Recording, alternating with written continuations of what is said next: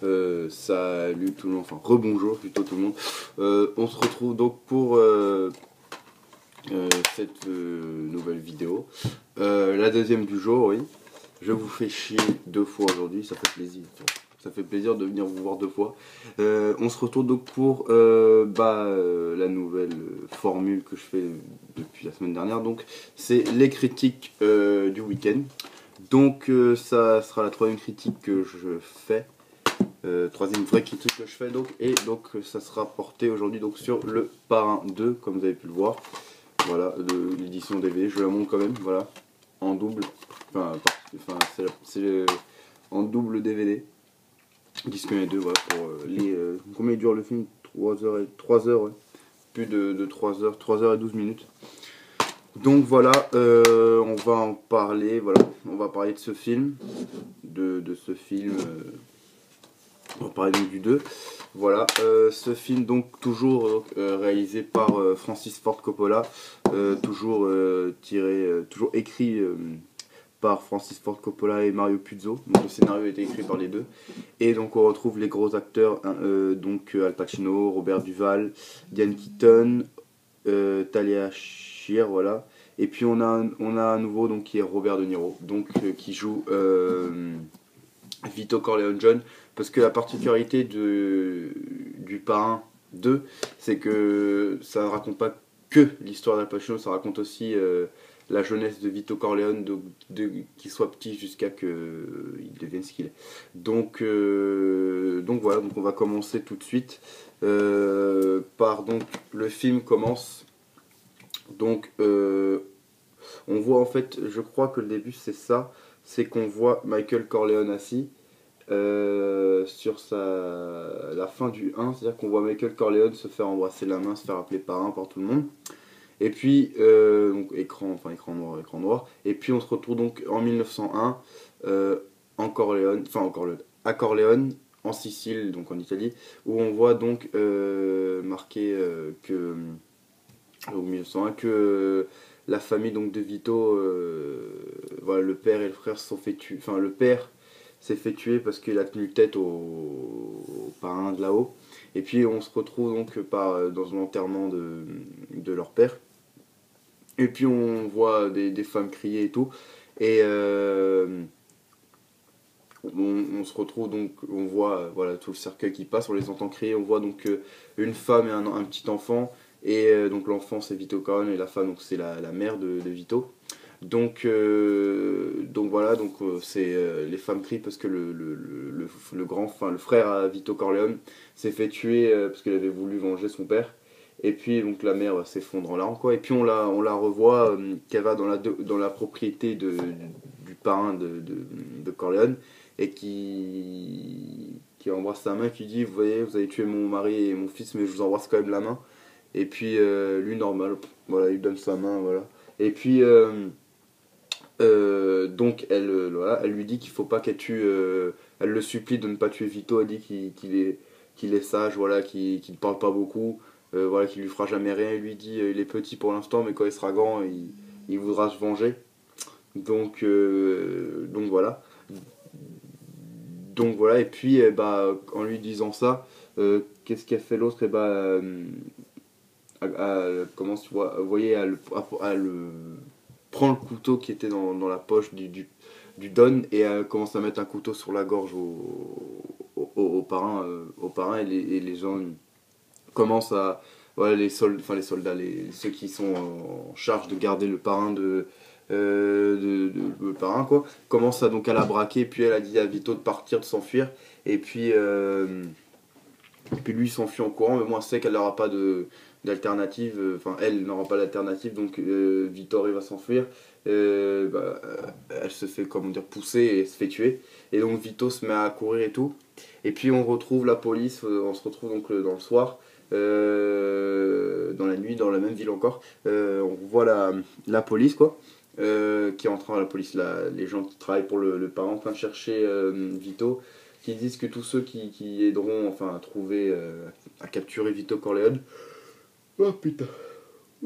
pardon, désolé, qui aideront à attraper Vito Corleone seront récompensés de ci et de ça. Et puis on voit une famille, enfin une famille, une femme en fait qui ont caché Vito dans leur charrette et ils l'emmènent, voilà. Et puis on se retrouve donc dans le bateau des immigrants. Vous savez, le bateau qui montre des fois en cours et même des fois à la télé, dans les films, ils montrent en fait c'est tous les immigrants qui venaient d'Italie, voilà, qui sont venus à New York. Bah lui il était tout seul dans le bateau.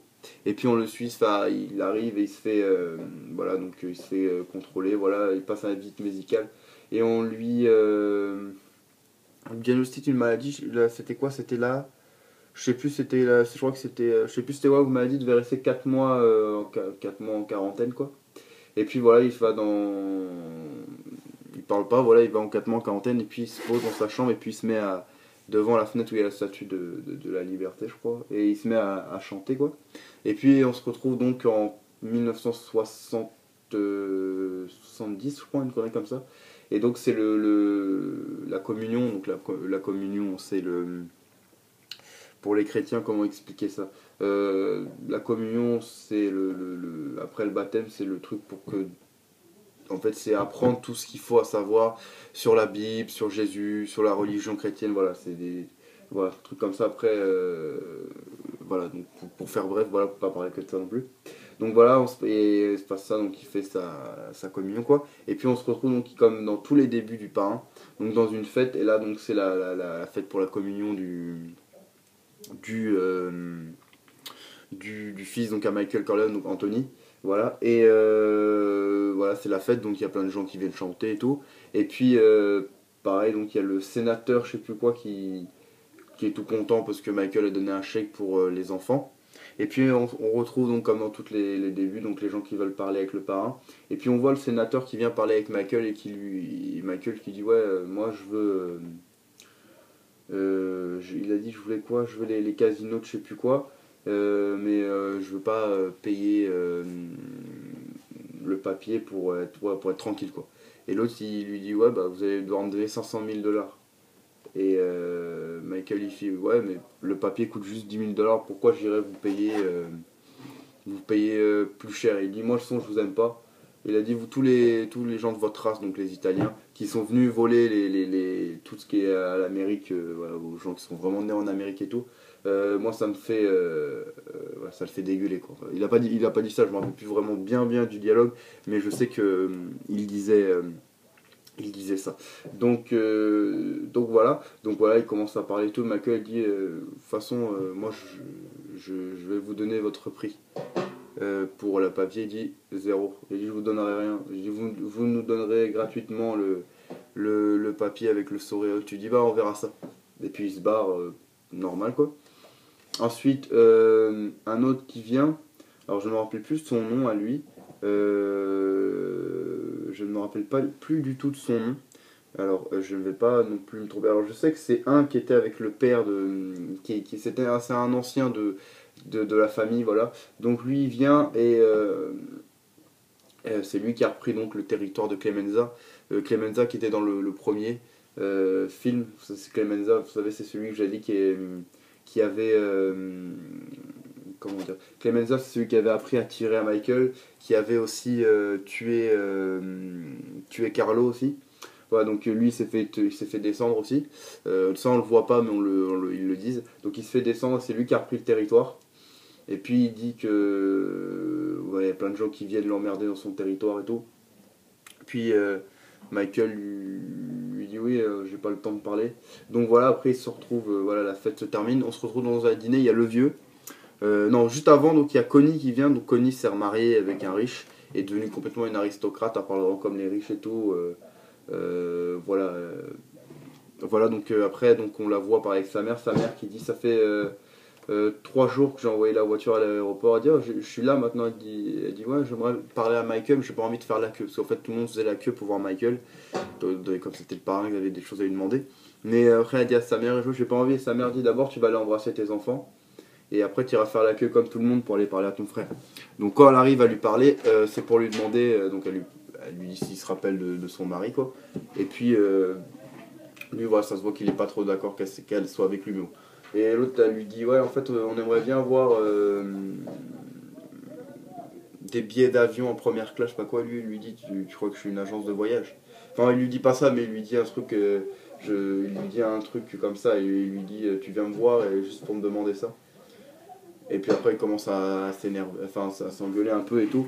Et puis lui il lui dit tu sais que tu peux venir habiter avec tes enfants chez nous et tout, et pas rester avec l'autre quoi. Donc voilà, donc ensuite la fête donc, se termine. On se retrouve donc dans un truc restaurant en fait, où il y a toute la famille, donc il y a la mère, il y a le vieux, voilà, je l'appelle le vieux, celui qui était, vous savez que je vous avais dit qui a repris le truc de Clemenza. Il y a lui, il y a Kay, il y a Kay, voilà, et donc la mère. Hein. Il y a Tom Hagen, donc toujours. Il y a Fredo et sa femme. Voilà, et puis Fredo et sa femme ne s'entendent pas bien parce qu'elle aime danser avec des gens, lui bah, et jaloux Fredo, mais comme Fredo est un peu on va dire la victime dans la famille, ne sait rien faire, donc après Michael dit à Fredo que s'il veut, il peut voilà, s'occuper d'elle. Vous savez qu'elle arrête de danser avec les gens. Il lui a dit non, c'est à moi de le faire. Pardon. Mais tandis qu'il n'arrive pas, bah, après il dit à Michael d'envoyer ses gars, donc ses gars vont la calmer quoi. Et puis voilà, puis la soirée se termine. Ensuite, je passe un peu ce que la soirée, bon, il n'y a pas trop de trucs très intéressant non plus dans cette scène non plus. Ensuite on passe à une autre scène, donc on est dans la maison où tout le monde vit, donc Tom Hagen vit dedans, la mère à Michael vit dedans, et donc Michael et Kay et ses enfants. Donc voilà, et après on se retrouve donc sur le lit de Anthony, il y a un dessin fait pour Michael qui est tout content et tout. Et puis voilà, après ils vont dans la chambre, il y a Kay et Michael qui partent, et puis tout d'un coup il y a une grosse fusillade qui explose, qui se démarre dans la chambre de Michael. Donc Michael se jette par terre, se jette sur Kay voilà, pour la protéger. Et puis voilà, puis une grosse fusillade éclate dans la maison. De la fenêtre, ils ne sont pas rentrés dans la maison, ils sont dans la fenêtre, ils tirent dans la chambre de Michael. Et puis voilà, c'était une tentative d'assassinat. Donc après Michael commence à vouloir les attraper, mais il leur dit je les veux vivants. Et les autres disent oui, il dit, oh, vous avez entendu, je les veux vivants. Et puis ils cherchent partout. Et puis on en retrouve un qui est mort, qui a dû se faire tuer, je sais pas comment il s'est fait tuer, je crois qu'il se fait tirer dessus parce qu'il voit quelqu'un arriver, il le tire dessus. Et puis tout le monde est au milieu, tout le monde est réveillé quoi. Et puis Michael commence à chercher qui c'est et tout. Voilà, il commence à vouloir savoir c'est qui, à chercher partout et tout. Et puis voilà, tout se termine comme ça, cette scène. Ensuite, l'autre scène, on voit donc Vito donc qui est donc Vito jeune, voilà, qui est joué par Robert De Niro. Donc ils sont dans un théâtre et qui lui est un ami à lui donc qui regarde une pièce de théâtre quoi. Et puis il parle. Et puis d'un coup il y a un mec qui se lève au milieu de la salle quoi. Et puis il y en a son pote à Vito qui lui criait assis-toi bastardo je crois, donc il dit bâtard en italien. Donc et après en fait il se retourne et bon, après il dit ah désolé Don Tomasino. Et puis Vito regarde son ami comme ça et lui dit c'est qui lui. Et là c'est le parrain de la ville où ils habitaient, la Little Italy je crois. Et puis il fait ok. Et puis après il parle avec, il rentre chez lui Vito. Donc il a déjà sa femme voilà. Et puis son premier enfant donc qui est comment il s'appelle Sonny. Voilà. Donc ils sont installés dans une petite maison et tout. Et puis un jour il y a un homme qui tape à sa fenêtre quoi et il lui dit ouais vous êtes italien vous, tu dis oui bah oui, il dit tiens tu peux garder ça, et donc il met ça dans sa douche et tout, il voit plein d'armes, et puis bon bah il laisse ça chez lui, et puis l'autre revient et il lui dit ah t'as gardé mon paquet, et l'autre il dit ouais bah. Il est là, il le prend et tout, il dit en fait je m'appelle Clemenza, et lui dit ah, bah, il donne Vito et tout, il commence à parler et tout, et puis donc on voit donc Vito qui travaille avec un autre mec là dans un truc de restaurant, et puis bah, le mec du restaurant est obligé de le virer parce que bah, Don Tomasino style a fait engager un de sa famille là-bas, et puis Vito dit ah, c'est pas grave, je comprends, et puis on retrouve donc après Donc après, ensuite, on voit comment il s'appelle, Michael Corleone, voilà, qui est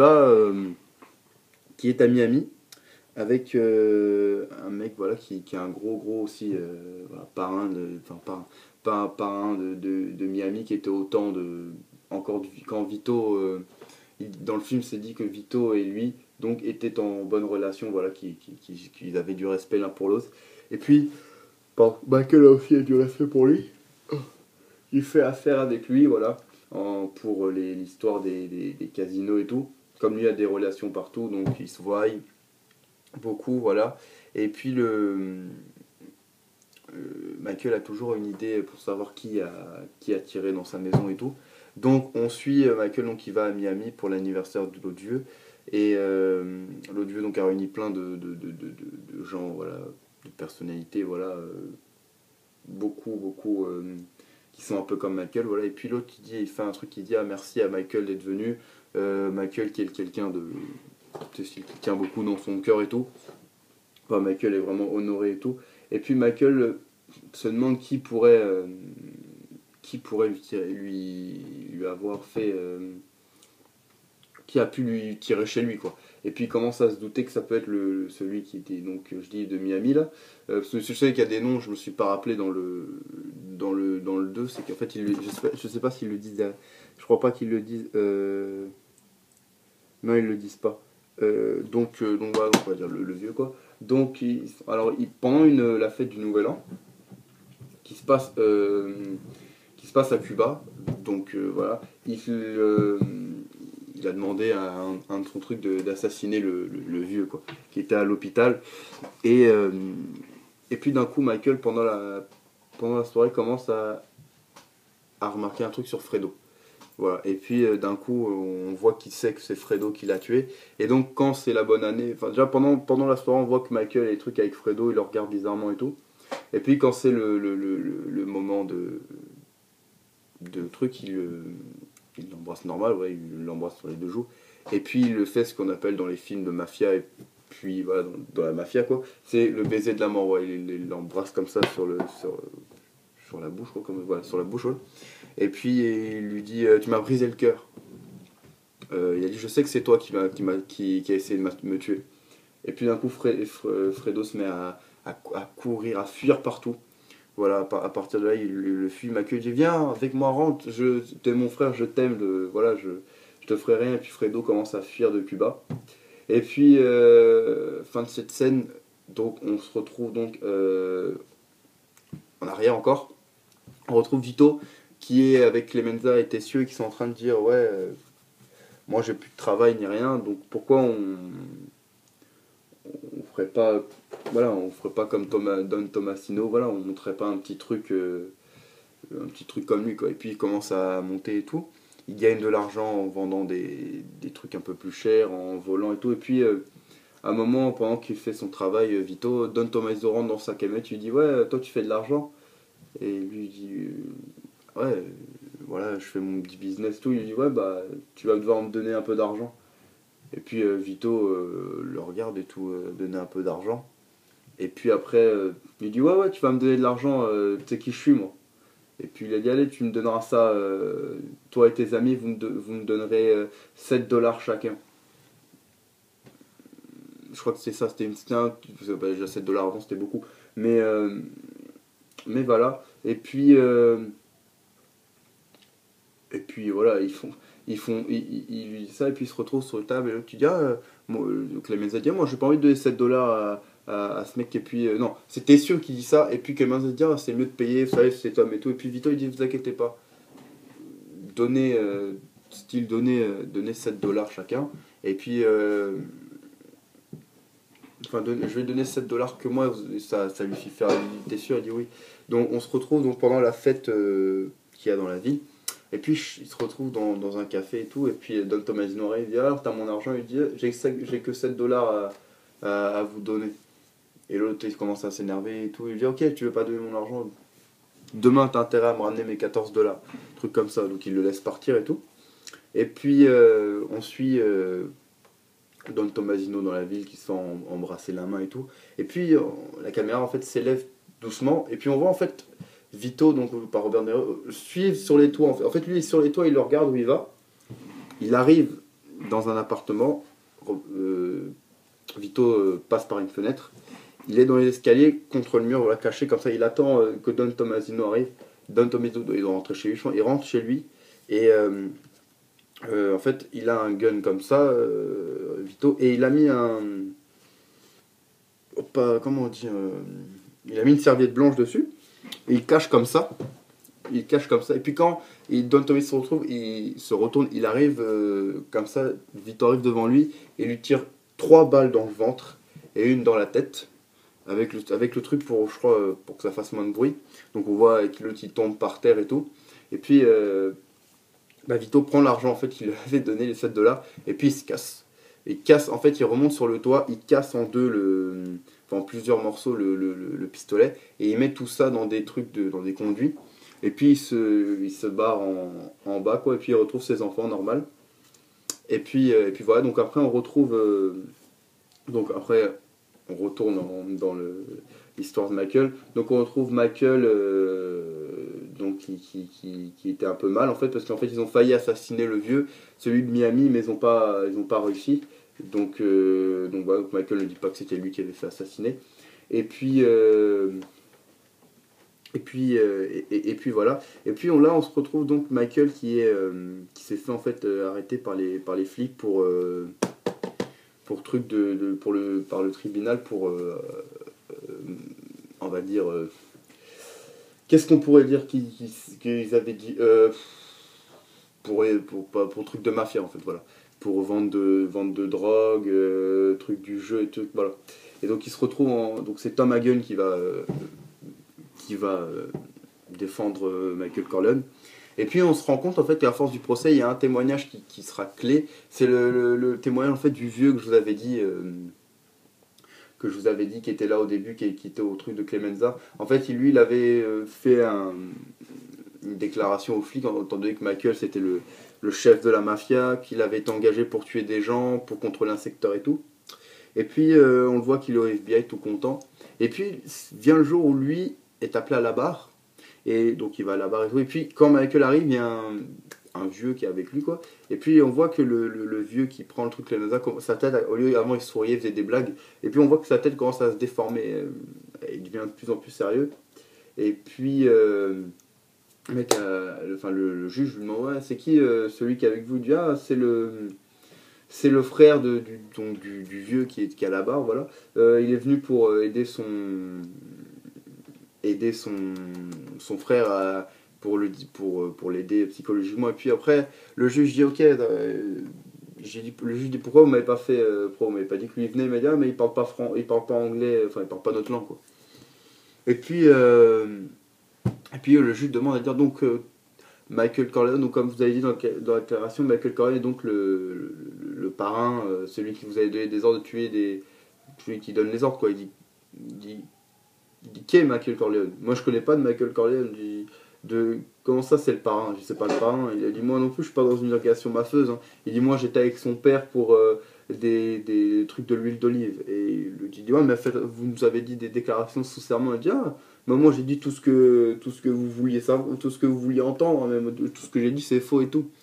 Et puis avec tout ça en fait tous les juges commencent à s'exciter et tout. Et puis le procès est annulé, quoi. Et puis Tom Hagen tout énervé dit, ah, vous devez des excuses à Monsieur Corleone. Et puis voilà, donc tout ça se termine, donc juste pour montrer qu'en fait tout ça en fait le mec avait dit des déclarations et en fait Michael a été plus intelligent que lui parce qu'il a ramené son frère, et en voyant son frère qui était en Sicile, ça l'a complètement déstabilisé, donc, et d'avoir trahi en fait la famille Corleone. Donc après il a dit n'importe quoi, donc après il le ramène chez lui. Et puis on revoit Michael et Fredo se parler, quoi. Ils se parlent. Et puis on voit Michael qui lui dit, ouais, je sais que c'est toi qui a essayé de me tuer. Et puis on voit Fredo qui s'énerve, il dit, ouais, mais de toute façon, toi, tu t'as jamais voulu que moi je t'aide t'as jamais voulu de mon aide. Vous m'avez jamais fait confiance, vous m'avez jamais laissé une chance et tout. Et il lui dit, ouais, mais c'est ce que papa il voulait. Et Fredo dit, ouais, mais c'est pas ce que je voulais moi. tout en pleurant, Michael dit maintenant, t'es plus mon frère maintenant. Je veux plus avoir aucune relation avec toi, je veux plus parler avec toi. Je dis, si tu vas voir, si tu vas voir notre mère, je veux savoir un jour à l'avance pour ne pas te croiser. Et puis, et puis voilà, et puis donc scène d'après, on se retrouve donc toujours, donc c'est Vito maintenant qui est devenu un peu le parrain de la ville, mais c'est un parrain assez cool quoi. Donc on voit que qu'une dame arrive, c'est une amie de sa femme, et qu'elle lui dit, ouais en fait elle était dans un appartement, et enfin j'allais pas dire le gardien, mais celui qui loue les trucs, donc veut la virer parce qu'il demande un loyer trop cher et parce qu'elle a un chien. Et donc et elle lui dit, sa femme lui dit ouais mais le chien elle l'a enlevé maintenant mais elle veut toujours la virer. Alors Vito dit ah, vous inquiétez pas, je vais m'en occuper. Et donc on voit Vito qui va parler avec celui qui loue les trucs et au début le mec qui loue des trucs n'est pas trop d'accord. C'est Vito il dit ouais vous pouvez pas lui laisser l'appartement, et vous dites que le chien gêné mais elle a plus de chien et tout. Il dit ouais mais quelqu'un a déjà pris et tout. C'est ouais mais vous savez vous me connaissez, c'est moi Vito Corleone et tout, et moi je suis Vito et tout, je dis allez 7 5 je sais plus combien c'était par mois, je sais pas si c'était peut-être 3 5 dollars le truc. Et puis le mec il dit non je veux pas, voilà c'est mort c'est mort. Vito il dit bon bah ouais d'accord. Et puis la scène d'après on le voit le mec arriver chez Vito et tout, déjà il a du mal à ouvrir la porte.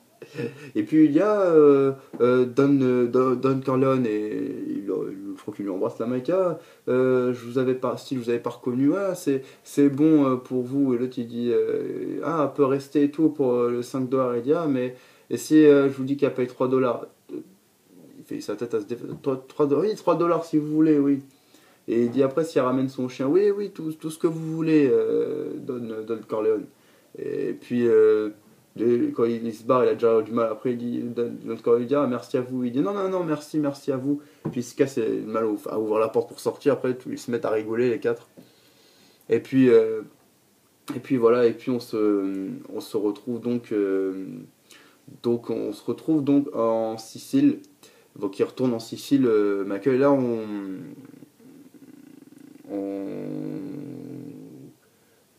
non, en fait, je sais pas Don Tomasino. En fait, je me viens de me tromper avec un truc. Donc, Don Tomasino n'est pas l'ennemi de Vito. Don Tomasino est un ami de la famille qui habite en Sicile. Le mec qui, je vous ai dit, qui était parrain de la ville avant Vito, c'est Don Fenucci. Bon, désolé, ça vient de me revenir. Donc, Tomasino, c'est un ami de la famille que Vito va retrouver en Sicile quand il va y aller là. Et puis voilà, ils font un dîner et tout, voilà, il revoit tous les gens qui étaient à Corleone. Et puis on voit dans la scène ensuite que en fait Don Tomasino et lui retournent dans la maison de l'ancien Don qui était là quand c'est lui qui a fait assassiner sa mère, qui a fait assassiner son père et son frère. Donc il va le revoir et tout, et Don Tomasino lui dit Don voilà, donc c'est Vito Corleone qui est là, c'est un gros producteur d'olives et il aimerait parler avec vous. Et l'autre lui dit oui, fais-le venir quoi. Donc Vito Corleone arrive, il dit je peux vous embrasser, l'autre il lui embrasse la main quoi. Et après il lui dit donc c'est un honneur de vous voir, enfin il joue la comédie quoi. Et donc le mec lui dit ah comment il s'appelait ton père. Il a dit mon père il s'appelait je sais, me rappelle plus son nom, on va dire qu'il s'appelait je sais plus son nom, mais son nom de famille il s'appelait Andolini. Alors tu dis comment j'ai pas entendu. Il dit je m'appelle Don Andolini. Après il dit ça c'est pour toi, il lui met un gros coup de couteau jusqu'à ici là. Et donc l'autre il commence à crier, il lui fait ça là avec il fait comme ça, enfin plutôt comme ça voilà, il fait voilà, pour dire si voilà t'es mort comme ça. Et puis voilà il commence à se barrer, et puis on voit donc Tom Masino qui tire comme ça sur un mec, et un mec donc le touche à la jambe, et donc lui tire dans les jambes quoi. Donc Don Tomasini, donc ils sont obligés de le ramener à deux comme ils étaient trois. Et puis et puis voilà, il se casse, donc l'autre est mort, donc l'ancien, celui qui avait tué ses parents, donc Vito s'est vengé. Donc on voit pourquoi voilà, Michael voilà, était calme et comment il est devenu, voilà, parce que son père s'est vengé étant jeune, voilà, son père avait été tué, quoi, que toute sa famille avait été tuée plutôt. Donc voilà, et puis donc on retrouve Vito qui repart de Sicile. En fait, on voit qu'il était venu juste pour se venger. Et donc Don Tomasino, donc, qui est handicapé maintenant, qui est dans une chaise roulante parce qu'il s'est fait tirer dans la jambe et voilà, il n'a pas pu sauver sa jambe, quoi. Et puis, euh, et puis voilà. Et puis donc on se retrouve donc, enfin du temps de Michael. La mère de Michael vient de mourir.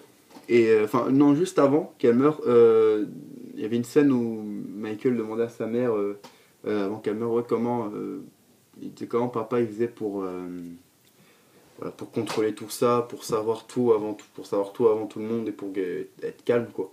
Et puis, euh, et puis sa mère dit ah, ton père il était intelligent et tout, elle dit toi tu lui ressembles beaucoup. Et puis donc sa mère meurt et Fredo et Michael sont toujours la gueule, quoi. Et puis, euh, et puis après la sœur, donc Connie, vient parler à Michael pendant l'enterrement et dit ah, tu devrais pardonner à. Je sais pas ce qui est arrivé à Fredo, regarde le pauvre Fredo. Tu devrais aller lui pardonner parce que je sais pas ce que vous avez eu, mais regarde, moi quand tu as tué Carlo, je t'ai pardonné parce que je t'aime, t'es mon frère, alors allez vous parler et tout. Et puis Michael te doit réfléchir et tout. Et puis il va le voir et il lui dit on oublie tout. On, on oublie tout ce qui s'est passé et tout. Donc voilà, et étant donné qu'avant, en fait, Michael avait dit à celui qui est avec lui, donc Polo, ou Poli, je sais plus, et il lui avait dit que tant que la mère à Michael, enfin, tant que leur mère était vivante, personne ne touche à Fredo. Et puis bah Michael, donc ça c'était avant, donc personne ne touche à Michael pendant que leur mère était vivante, donc autant donné que leur mère est morte.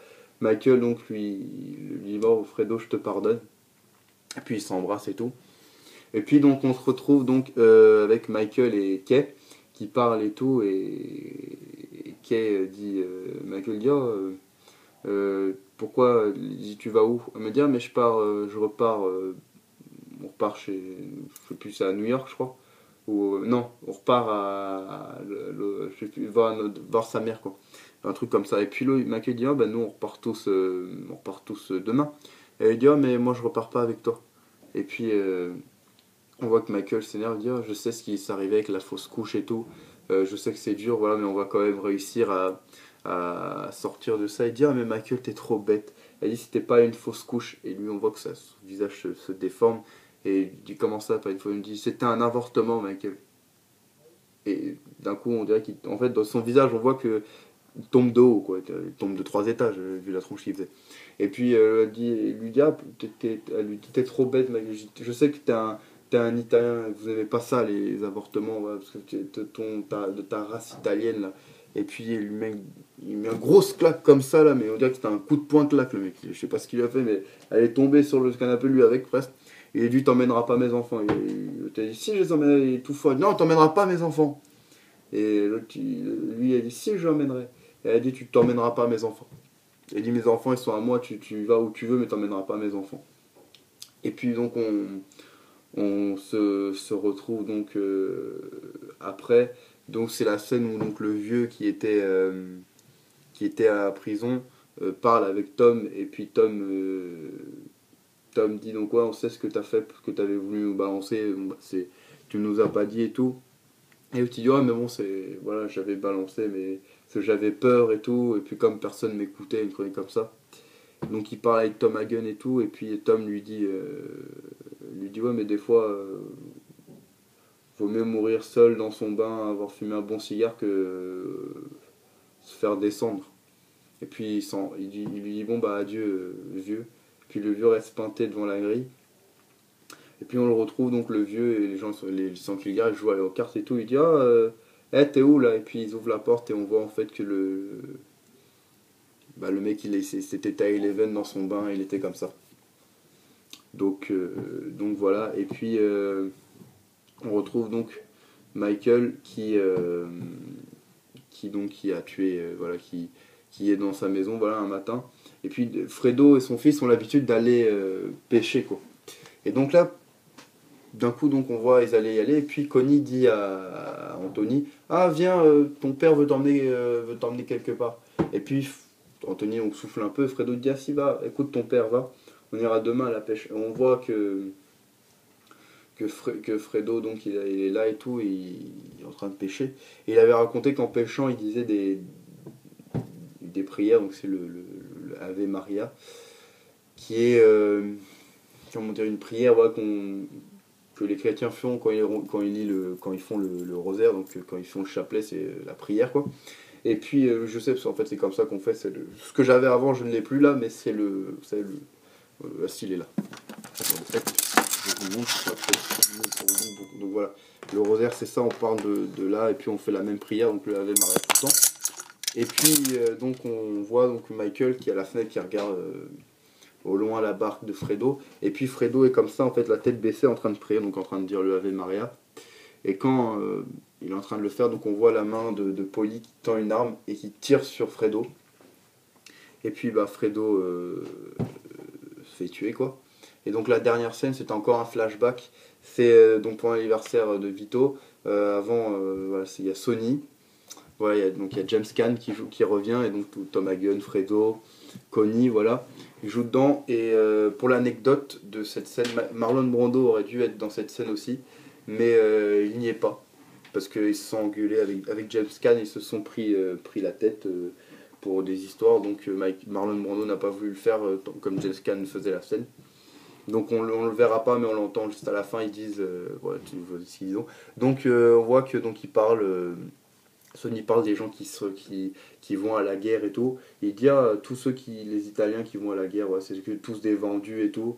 Ouais, c'est pas notre pays, on n'a pas à aller se combattre pour eux. Et puis Michael dit ouais, mais moi je me suis engagé.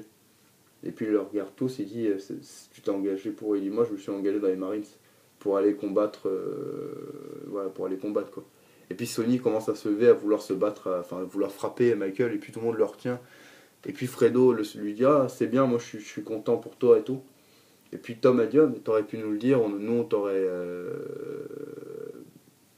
ton père voulait pas que t'ailles, et puis on t'aurait empêché, enfin on t'aurait pas empêché, mais on t'aurait trouvé un truc pour pas qu'il y aille. Il dit ah mais moi je me suis engagé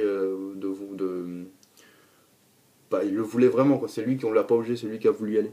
Et puis bah après tout le monde se barre, donc bah, on Marlon Brando, donc on entend Vito arriver chez lui. C'est vrai qu'on ne le voit pas, on sous-entend en fait qu'il est là, mais il n'est pas là. Et puis bah tout le monde se barre quoi. Et puis Sony avant de partir dit ah t'aurais pu trouver un autre moment pour le dire à papa quoi. Et puis on voit donc Michael assis comme ça en train de fumer sa cigarette tout seul dans la cuisine. Et puis donc le film se termine comme ça avec un gros noir marqué The Godfather partie 2. Donc voilà pour l'histoire. Donc oui, pour certains, il manque des scènes, je le sais. Mais bon, il y a des scènes dedans que je vous laisse découvrir, et qu'il y a des scènes donc j'ai peu raccourci. Donc voilà, donc le Parrain 2 qui est pour moi le préféré des trois, parce que donc il y a le rôle de Robert De Niro est vraiment énorme. Donc voilà la photo, donc c'est Robert De Niro, Vito, et après donc tous les enfants quoi. Voilà, donc là il y a Sony qui est ici. Là, je crois que c'est Michael, Tom et donc Connie quoi. Donc voilà, qui est pour moi pas le meilleur parent, il n'y en a pas de meilleur parent, mais bon à choisir, je préfère le 2 comme il y a Robert De Niro qui joue un énorme rôle. Donc l'anecdote pour ce film, c'est qu'en fait pour la première fois au cinéma, deux acteurs ont eu un Oscar pour avoir joué le même rôle. Donc Marlon Brando a eu l'Oscar pour jouer Vito Corleone vieux, et Robert De Niro a eu l'Oscar du meilleur acteur pour avoir joué Vito Corleone jeune. Donc voilà, ce film donc sorti en 1972, si je me trompe, 1974, donc 2 ans après le premier. Je ne lis pas, je regarde juste les Oscars. Donc Robert De Niro fut lauréat d'Oscar de meilleur second rôle. Voilà, donc il a eu le meilleur second rôle, le meilleur acteur donc, dans un truc comme ça. Et puis le film donc reçoit 6 Oscars, donc celui du meilleur film en 1974. Donc voilà, moi je vous conseille de le voir celui-là, il est aussi énorme, donc il faut avoir vu le premier pour comprendre l'histoire de Michael Corleone. Mais je trouve que ça a été bien fait, qu'aucune scène n'est perdue. Voilà, surtout les flashbacks sont mis à bon escient, c'est pas, ils sont mis ils sont pas mis n'importe comment dans l'histoire. C'est pas, ils mettent, par exemple, il y a des films des fois qui sont mal faits en DVD, qu'après, quand il y a des éditions remasterisées, t'es mieux fait. Mais là, même là, c'est la première édition DVD, dans les premières éditions DVD, les flashbacks sont pas mis au plein milieu d'une parole, ils coupent le personnage ou ils coupent une scène, non. Il y a une scène se termine, le flashback commence, c'est pas au milieu. Et donc les flashbacks par exemple, sont choisis exprès, donc c'est pas des flashbacks faits n'importe comment. Donc voilà, le film a été encore bien tourné pour l'époque, donc 2 ans après le premier. Donc, euh, donc voilà, le 2 est une suite vraiment remarquable, excellent, fait par un grand monsieur, donc Francis Ford Coppola, qui a fait et écrit le film avec Mario Puzo. Donc voilà, un grand monsieur, qui a fait une grosse suite et que voilà, il faut avoir vu, si vous avez vu le premier, regardez le deuxième, il est aussi bien que le premier. Pour moi, il est même mieux pour l'histoire donc de Robert De Niro, pour le jeu de Al Pacino est vraiment énorme. Voilà, et le jeu de Robert De Niro, parce qu'il était jeune encore, hein, il n'avait pas fait d'énormément de rôles, il n'était pas encore connu énormément. Après avoir fait ce rôle, il était déjà quelqu'un de grand, et puis après avoir fait Taxi Driver, c'était encore truc. Mais il avait fait le parrain avant Taxi Driver, et je crois, il me semble. Il me semble où il l'a fait juste avant Taxi Driver.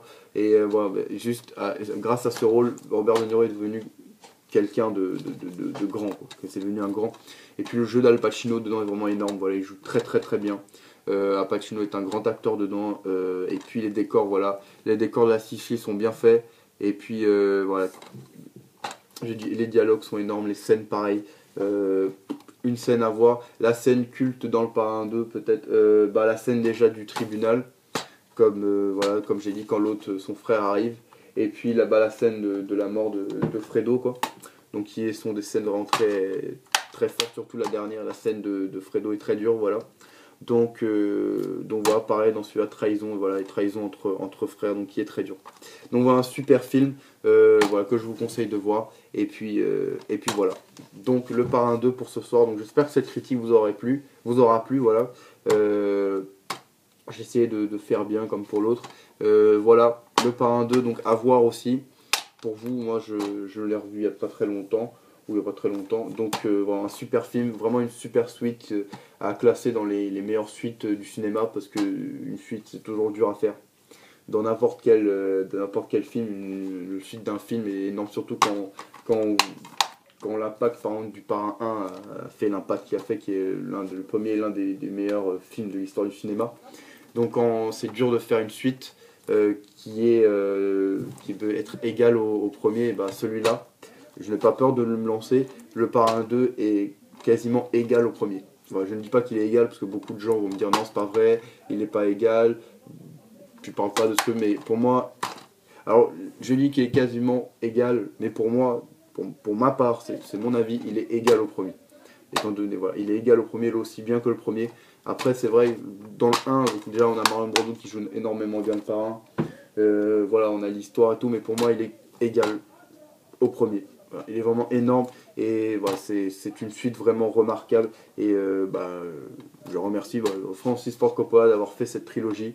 Et voilà, c'est un super film et je vous conseille de voir le deuxième. Donc voilà, donc j'espère que cette critique vous aura plu et j'espère que mes 2 vidéos du jour vous auront plu. Donc voilà, encore merci d'avoir vu ces 2 vidéos pour ceux qui les ont vues. Voilà, que dire de plus, encore grosse dédicace à tout le monde. Voilà, grosse dédicace à tous ceux qui regardent mes vidéos, un gros merci à tout le monde. Encore une grosse dédicace à ma pote Momo, à Anso, à Tanguy et à Alex, voilà. Et puis à Sullivan, grosse dédicace aussi à lui. Et puis voilà, donc grosse dédicace encore aux autres. Et puis voilà, moi je vous souhaite une bonne soirée, un bon dimanche. Demain on se retrouve donc pour la critique du Parrain 3, le dernier voilà, de la trilogie. Donc voilà, et puis voilà, regardez les films, regardez le Parrain 2, comme je le dis toujours, regardez, énorme, voilà, 3h12 de bonheur, voilà. Et puis voilà, nous on se retrouvera demain. Voilà, moi je vous souhaite une bonne soirée, un bon dimanche. Profitez de votre dimanche pour voir votre famille, pour vous amuser, comme je dis. Vivez votre vie, on n'a qu'une vie. Vivez-la à fond, voilà, ça sert à rien de pas la vie, ça vous fera pas vivre plus longtemps. Donc voilà, et puis moi je vous dis à demain Portez-vous bien et puis amusez-vous. Allez, salut!